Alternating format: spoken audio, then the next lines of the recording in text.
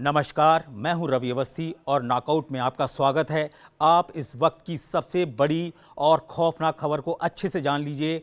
हॉर्मूज़ के अंदर ओमान की खाड़ी में ईरान की 2 गनर बोट्स ने सीधे सीधे जहाज़ों पर भीषण बमबारी शुरू कर दी है और जिसकी पुष्टि खुद ब्रिटेन की समुद्री एजेंसी UKMOT ने क्लियर कर दी है।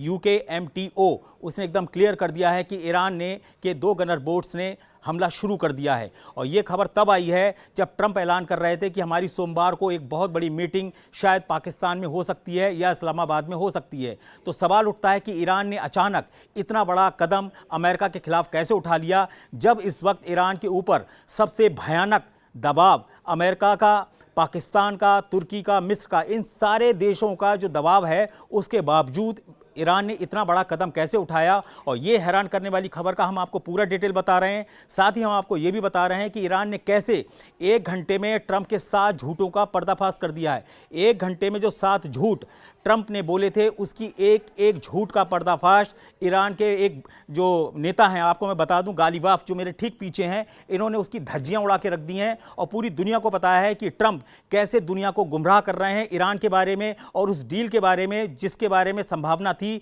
कि शायद पाकिस्तान में सोमवार को ये डील संभव है। अभी तो खबर ये भी आ रही है कि ईरान का जो यूरेनियम है वो पाकिस्तान नहीं जाने वाला है, वो हो सकता है कि चीन चला जाए और चीन ने इसके स्पष्ट संकेत दे दिए हैं। उसके ऊपर अभी तक ईरान ने कोई पुष्टि नहीं की है, लेकिन ऐसा माना जा रहा है कि हो सकता है कि ईरान अपनी गुप्त डील के तहत रूस की जगह चीन में अपना यूरेनियम को रखवा दे। हम इस पूरी खबर का डिटेल बताएंगे, लेकिन सबसे पहले आप इस खबर को अच्छे तरीके से समझ लीजिए कि आखिर ऐसा क्या है कि ट्रंप ने, सबसे पहले ईरान ने हॉर्मूज़ को पूरी तरीके से बंद कर दिया है। आपको पता ही है कि 17 अप्रैल को ऐलान किया था ईरान ने कि हमने हॉर्मूज़ को पूरी तरीके से खोल दिया है, कोई भी व्यापारिक जहाज आएगा जाएगा, हम उसको नहीं रोकेंगे। लेकिन मुश्किल से 8 या 10 घंटे के बाद ही आज ईरान ने इतना बड़ा फैसला ले लिया और उसने सबसे पहले क्या किया, हॉर्मूज़ स्ट्रेट को पूरा बंद कर दिया है और बोला है कि अब हम जो अमेरिका की नाकेबंदी है पूरे इलाके में, जिसके लिए 16 युद्धपोत सेंट्रल कमांड ने घेरा हुआ है ईरान को 3 लेयर की तरफ से,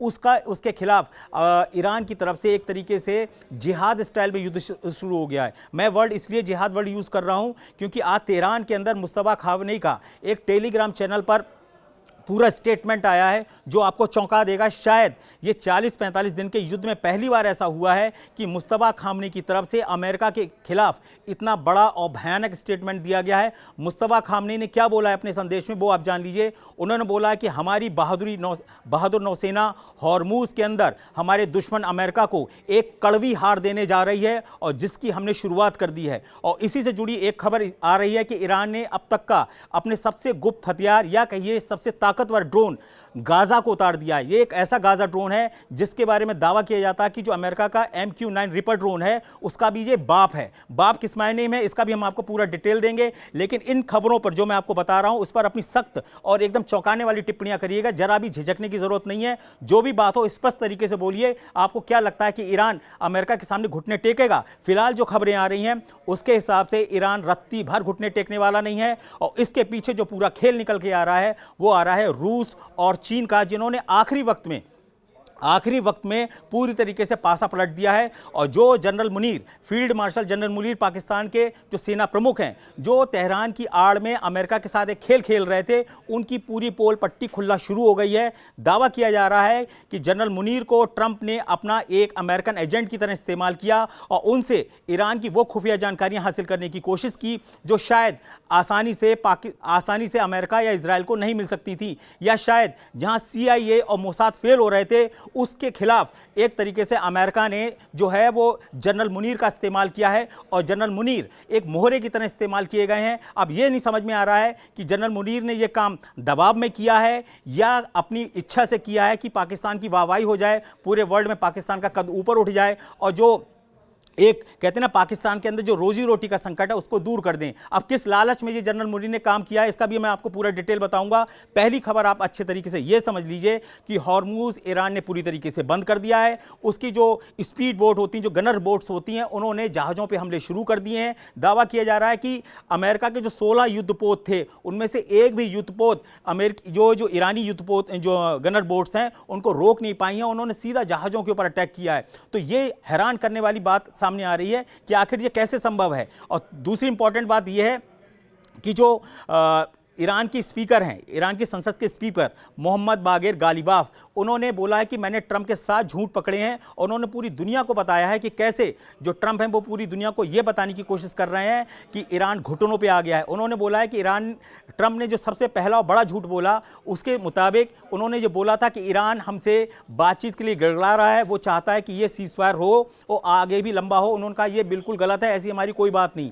दूसरी उन्होंने बात बोली कि ट्रंप ने कल बोला था कि हमें ईरान अपना यूरेनियम सौंपने को तैयार हो गया है और उनके लीडर से हमारी बात हो गई है। गालिबाफ ने बोला कि साहब, मैंने इससे बड़ा झूठा आज तक राष्ट्रपति पूरी दुनिया में नहीं देखा, जिससे कोई बात ही नहीं हुई है किसी नेता की। वो डंके की चोट पर बोल रहा है कि हमें ईरान अपना यूरेनियम देने जा रहा है, वो भी 460 केजी 60% संवर्धित यूरेनियम। आप चौंकाने वाली बात। दूसरी इंपॉर्टेंट उन्होंने ये बोली कि ट्रंप ने दावा किया था कि ईरान का एक बहुत ही बड़ा चेहरा जो गुप्त लीडर है और जो बहुत ही खतरनाक है, उसने हमारी सारी शर्तें मान ली हैं। यानी कि वो इनडायरेक्टली मुस्तफा खामनी की तरफ इशारा कर रहे थे।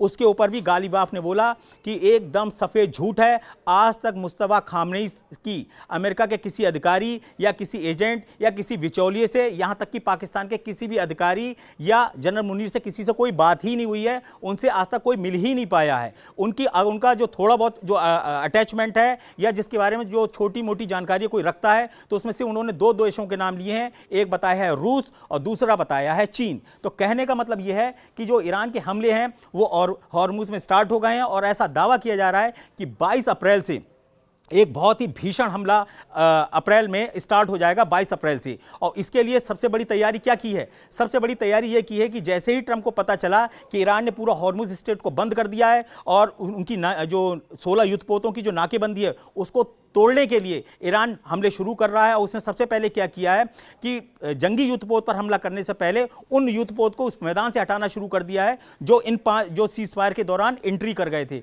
तो यहाँ पे ईरान ने क्या बड़ा दिमाग से काम किया है कि सबसे पहले उसने जितने भी देशों के तेल टैंकर हैं उनको डरा धमका कर गन फायर करके सारे टैंकर्स को बाहर निकाल दिया है। और उसके बाद वो 16 युद्धपोत, जिसमें आपको बता दें 3 एयरक्राफ्ट हैं। एक तो आपको पहले से पता है USS अब्राहम लिंकन, जो शुरू से ही इसमें रहा है। दूसरी बात आई है कि जो जेरॉड उनका फोर्ड था, युद्ध विमान भाग पोत, जो चला गया था और जो किसी द्वीप में जाके अपनी मरम्मत करा के आया, उसके बारे में दावा किया जा रहा है वो फिर से लौट कर आ गया है। और तीसरा है USS जॉर्ज बुश। ये जो उनके युद्धपोत हैं ये फिर से आ गए हैं ईरान पर हमला करने के लिए। अब इसके पीछे की वजह क्या है ये नहीं समझ में आ रही है। आखिर ऐसा ट्रंप को क्या संकेत मिल गया है ईरान की तरफ से, या रूस और चीन का ऐसा कौन सा खुफिया प्लान उनके सामने आ गया है जो अमेरिका बुरी तरीके से चकरा गया है। और ट्रंप जो अभी तक 7 शर्तें बता रहे थे कि हमने ईरान के ऊपर अपनी 4 शर्तें दी हैं और वो सबको मान गया है, उसका धुआं एक तो गालिबाफ ने कर दिया। अब इसमें इंपॉर्टेंट चीज़ क्या है? ट्रंप ने अब बोला है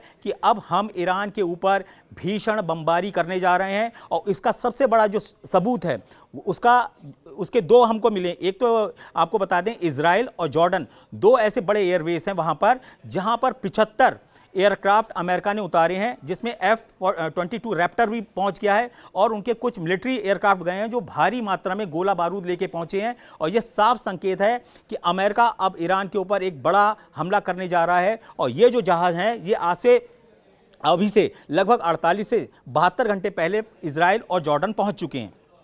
अब सवाल आता है कि जो गुरियन एयरवेस है इजराइल का, उसके बारे में दावा किया जा रहा है वहाँ पे कम से कम 14 ऐसे तेल टैंकर जो हवाई वो कहते हैं ना रिफ्यूलर्स होते हैं जो विमान को आसमान में तेल देते हैं, ऐसे 14 रिफ्यूलर्स को इजराइल में पहुँचाया जा चुका है। अब अमेरिका को ऐसा लगता है कि जो हमने खाड़ी देश में अपने रिफ्यूलर्स रखे थे उनको बचाना बड़ा मुश्किल हो गया था और ईरान ने आसानी से उनके बहुत सारे रिफ्यूलर्स को तबाह कर दिया था। अब ऐसा लग रहा है कि शायद गुरियन में एयर डिफेंस जो है इजराइल का वो इतना मजबूत है कि उनके रिफ्यूलर्स को बचा सकता है और इसीलिए 14 रिफ्यूलर्स को ईरान के गुरियन हवाई अड्डे पर पहुंचा दिया गया है। खबर को आगे बढ़ाते हैं। खबर अब यह है कि आखिर इसमें पाकिस्तान की पोल क्या खुली है। आपको अच्छे से याद होगा 11, 12 और 13 अप्रैल ये वो 3 तारीखें हैं जब पाकिस्तान के इस्लामाबाद में बड़े स्तर पर बात हुई और जिसके अंदर 14 लोगों का डेलीगेशन ईरान की तरफ से आया, जिसमें आपको मैं पहले भी बता चुका हूं, फिर बता रहा हूं। उसमें 3 मुख्य चेहरे थे। उसमें नंबर पहला चेहरा था ईरान के विदेश मंत्री अब्बास अगारची, और दूसरा सबसे बड़ा चेहरा थे और जिनको चाणक्य बोला जाता है ईरान का, वो थे मोहम्मद बागेर गालिबाफ, जो ईरान की संसद है उसके अध्यक्ष हैं। और तीसरे थे ईरान के उप विदेश मंत्री तख्त, उनका नाम था माजिद तख्त खांची, माजिद तख्त खांची। ये 3 जो लोग थे ये मेन उनके मास्टरमाइंड थे। और इसके अलावा उसमें कुछ परमाणु वैज्ञानिक गए थे। और वहां पर जब वार्ता हुई तो जनरल मुनीर ने एक डील करने की कोशिश की, ऐसा सूत्रों के हवाले से बोला गया है। और आपको बता दूं, अभी तक मैंने आपको जितनी भी खबरें बताई हैं वो सारी खबरें रॉयटर्स, वॉल स्ट्रीट जर्नल और वॉशिंगटन पोस्ट, इन सब के अंदर इसकी खबर की पूरी डिटेल आना शुरू हो चुकी है। और ये बोला जा रहा है कि ईरान ने अचानक कुछ ऐसा किया है जो शायद रूस और चीन के इशारे पे किया गया है। और ऐसा भी बोला जा रहा है कि जिसकी बात पिछले 3-4 दिन से चल रही थी, जो चीन का सैटेलाइट है, मैंने आपको बताया था कि BEE-01B, यानी कि जो उनका सैटेलाइट था चीन का, उसने क्या किया है, इतनी सटीक लोकेशंस दे दी हैं ईरान को कि शायद वो जो होमवर्क था वो इसने सीज फायर के 4-5 दिन में अच्छे से कर लिया है। सीज फायर के जो दिन अभी बीते हैं, जो 8 अप्रैल से लागू हुआ था, आप याद रखिए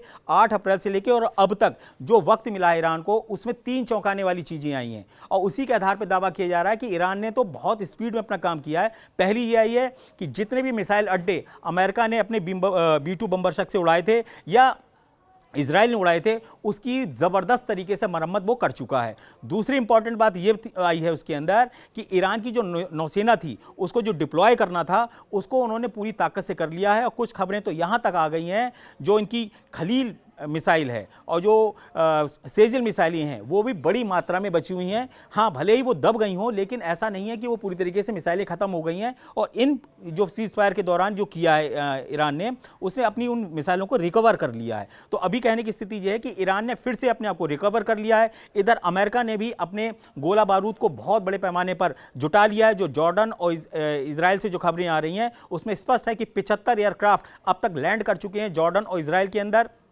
अब जो गाज़ा अपना ड्रोन उतारा है ईरान ने, उसके पीछे की मंशा क्या है? उसके पीछे की सबसे बड़ी मंशा ये है कि वो करीब 35,000 की फीट की ऊंचाई तक उड़ लेता है, तो उसको आमतौर पे एयर डिफेंस जो है वो आसानी से डिटेक्ट नहीं कर सकती। दूसरी इंपॉर्टेंट बात है कि उसकी स्पीड बहुत तेज़ है, स्पीड बहुत तेज़ है और मारक क्षमता तो उसकी है लगभग 2000 से लेके 2500 किलोमीटर तक। तो कहने का मतलब ये है कि अब ईरान को अपनी जो मिसाइलों का बड़ा पैमाने पर इस्तेमाल करना पड़ता था, उसके मुकाबले ये जो उनका गाज़ा ड्रोन है, इसका नाम भी देखिए क्या रखा है, ईरान ने चुन के रखा है।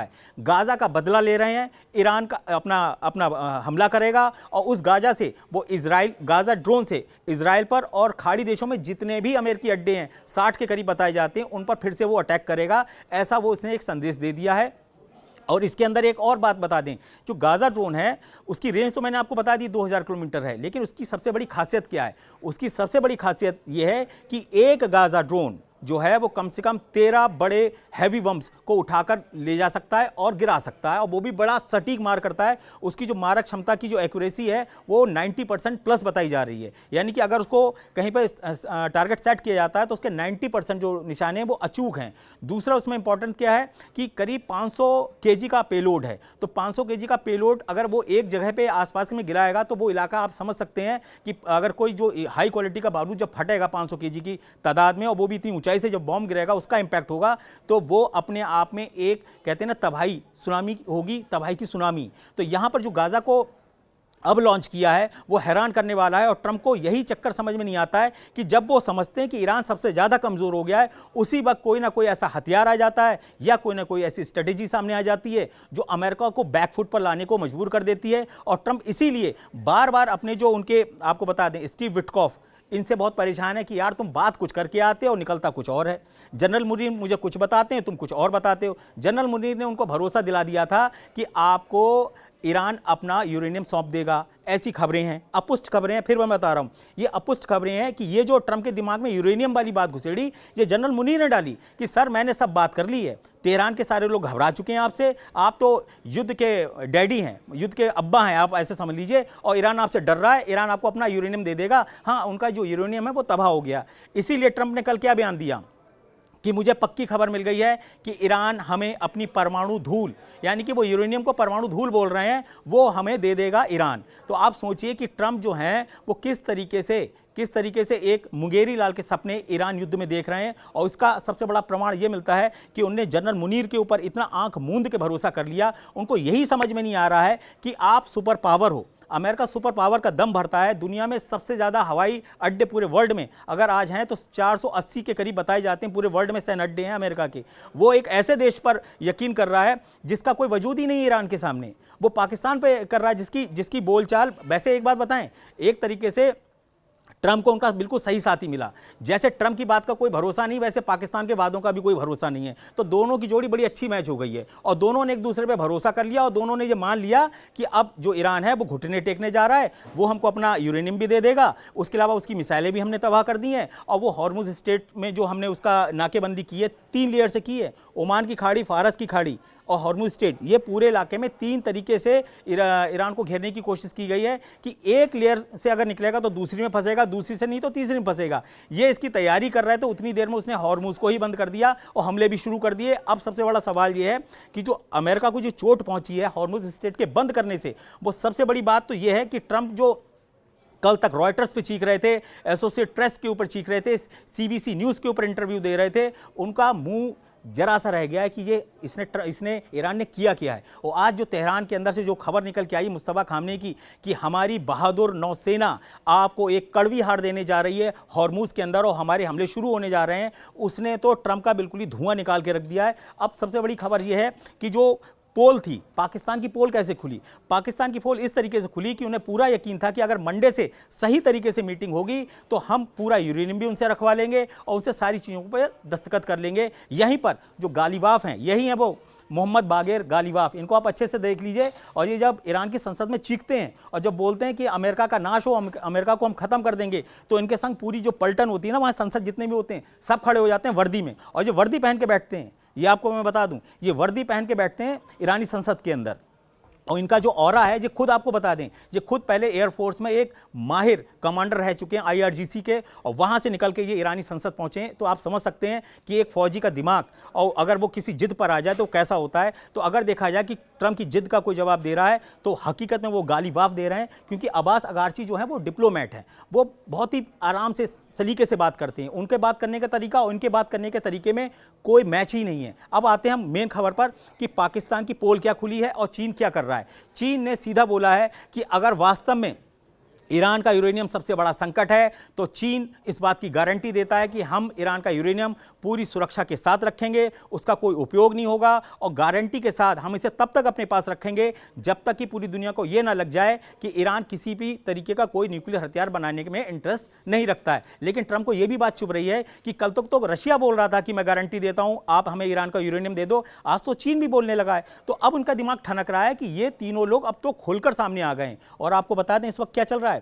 इस वक्त तुर्की के अंदर लगभग 50 देशों की एक ऑनलाइन मीटिंग चल रही है, और वो भी किस पे कि हॉर्मुज को बंद कर दिया गया, आप क्या करें। दावा किया जा रहा है कि अगर ये मामला आगे बढ़ गया और 22 अप्रैल से भयंकर हमले शुरू हो गए, ईरान ने तो शुरू कर दिया है, ईरान ने तो तेल टैंकरों पे हमले शुरू कर दिए हैं, लेकिन अगर ये 22 अप्रैल से भीषण हमला शुरू हो गया तो कच्चा तेल $150 तक जाएगा। और अगर ऐसा हुआ तो ईरान जो है वो पूरी दुनिया की अर्थव्यवस्था को कंट्रोल कर लेगा और ट्रंप को झुकना पड़ेगा उन 50 देशों के सामने। और आपको इसमें यह भी बता दूं कि भारत भी इस वार्ता में शामिल है। भारत की तरफ से प्रतिनिधि इसमें ऑनलाइन शामिल हैं। हॉर्मुज स्ट्रेट को खुलवाने के लिए अगुवा कौन बना है, उसमें फ्रांस और ब्रिटेन बना है, तुर्की की जगह को चुना गया है ताकि हम इस पूरी खबर को और पूरे हॉर्मुज को खुलवाएं और ट्रंप पर एक दबाव बनाएं कि भाई देखिए, जब सीज फायर हो गया है और उसने हॉर्मुज खोल दिया था, तब फिर आप नाकेबंदी क्यों नहीं हटा रहे हो। ट्रंप क्या कह रहे हैं कि तुम हॉर्मुज खोल दो, मैं अपना जो नाकेबंदी वो नहीं हटाऊंगा। ये कौन सी जिद है, ये किस तरीके की जिद है जो ईरान के ऊपर थोपी जा रही है। उसे मजबूर किया जा रहा है कि तुम अपने वजूद का आखिरी युद्ध लड़ो। और इसका सबसे बड़ा जो आपको सबूत दिया है वो मुस्तफा खामनेई ने दे दिया है। उन्होंने खुलेआम बोल दिया है कि अब समुंदर में हम आपका फैसला कर देंगे। आपके जो 16 युद्धपोत हैं वो टुकड़ों में तैरते हुए इस अरब सागर और फारस की खाड़ी में नजर आएंगे, ओमान की खाड़ी में नजर आएंगे। तब आपको पता चलेगा कि ईरान की नौसेना कितनी आपने तबाह की है। आप भले ही दावा करो कि हमने ईरान के 154 जहाज़ों को तबाह कर दिया है, लेकिन हकीकत में ईरान की नौसेना की जो सबसे बड़ी ताकत है वो है उसकी स्पीड बोट और गन बोट और उसके वो समुद्री ड्रोन, जिसका अभी सही मामले में जो ईरान है उसने इस्तेमाल ही नहीं किया है। तो मैं अपनी खबर को पूरा कंक्लूड कर रहा हूं और आपको सिर्फ इतना बता रहा हूं कि ईरान ने अपने तेवर सख्त कर दिए हैं, ये हॉर्मूज को फिर से बंद कर दिया है, ट्रंप के साथ झूठों की धज्जियां उड़ाकर पूरी दुनिया को साबित कर दिया है कि ट्रंप से बड़ा झूठा राष्ट्रपति पूरी दुनिया में नहीं है। जो ईरान को घुटनों को पर लाने के लिए जो 7 झूठ बोले हैं उसको गालिब ने चुन चुन कर धाराशायी कर दिया है। कुल मिलाकर स्थिति यह है कि इसमें अगर ट्रंप भी धाराशायी हुई हैं तो इधर पाकिस्तान में जनरल मुनीर की जो हो रही है वो थू हो रही है। 3 दिन का दौरा करके वो घर आ चुके हैं, उन्हें समझ में नहीं आ रहा है। आपको ये एक चीज़ और भी जोड़ देता हूं इसके अंदर।